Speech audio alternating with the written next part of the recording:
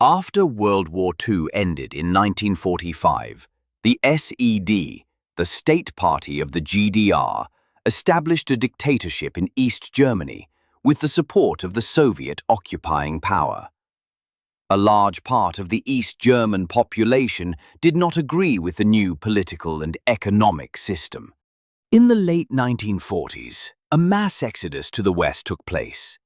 People had different reasons, political, economic, and personal, for wanting to leave. By August 1961, the GDR had lost a sixth of its population, at least 4 million people. The SED closed East Germany's border with West Germany in 1952, making it increasingly dangerous to cross there. But the regional borders in Berlin remained open, leading many to attempt to cross into West Germany through this final opening. On August 13, 1961, the SED began sealing off the borders around West Berlin. First, with barbed wire and a wall. A few days later, they hoped this would stop the mass exodus to Berlin.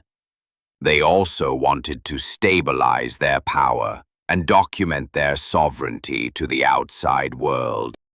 But even barbed wire and the wall could not stop people from fleeing. Efforts to complete border fortifications in Berlin continued until 1989. Even after the wall was built, the SED leadership was unable to completely stem the flow of emigration westward. In fact, now that the wall separated friends and family in Berlin, the pressure on East Berliners and those living in the Berlin suburbs to flee was even greater. This in turn led the SED to further expand its border fortifications. What began as a single wall grew into a complex multi-layered border structure designed to prevent escape. In the beginning, when a successful escape occurred, border guards and advance units added individual, temporary barriers to a specific location behind the border wall. After the border zone was established behind the wall in East Berlin in 1963, a fence was added to block off large parts of the area. In the mid-1960s, the SED demolished several buildings to make way for a unified border strip that would give border guards clear vision and a clear firing range. Over the following years, this border strip was continuously expanded and improved. In the 1970s, a second inner wall was added, blocking the border strip with East Berlin and the German Democratic Republic. Dog runs are also installed in some areas so that guard dogs can block the road and warn border guards of approaching intruders. At night, the border strip is brightly lit with a row of lights, making it easy for border guards to see someone running away in the dark.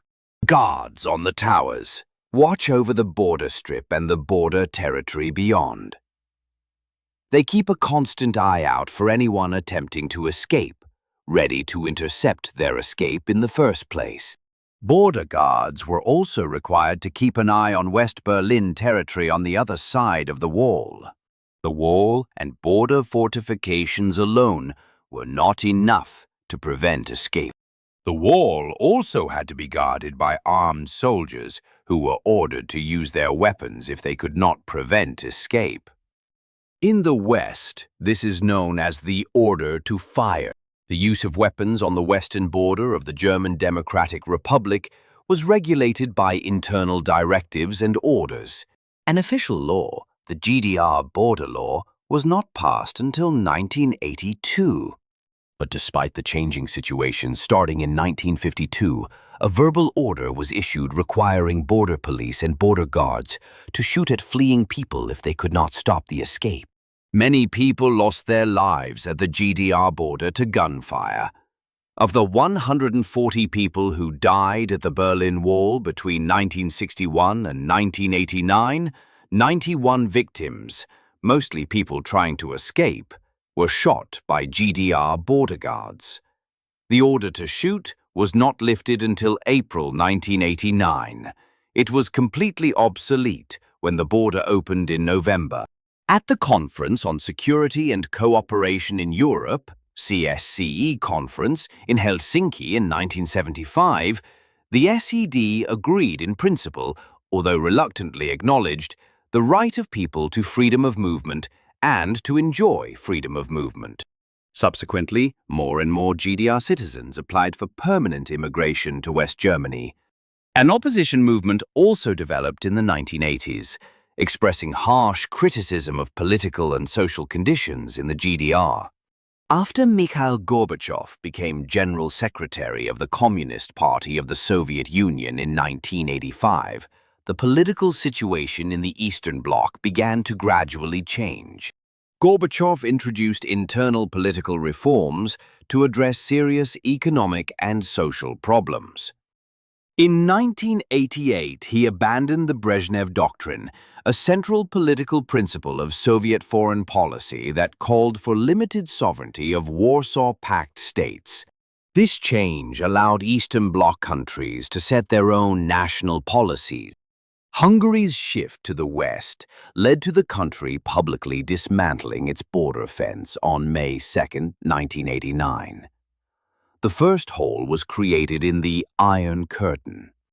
The SED was not interested in adopting the Soviet reform roadmap in the GDR.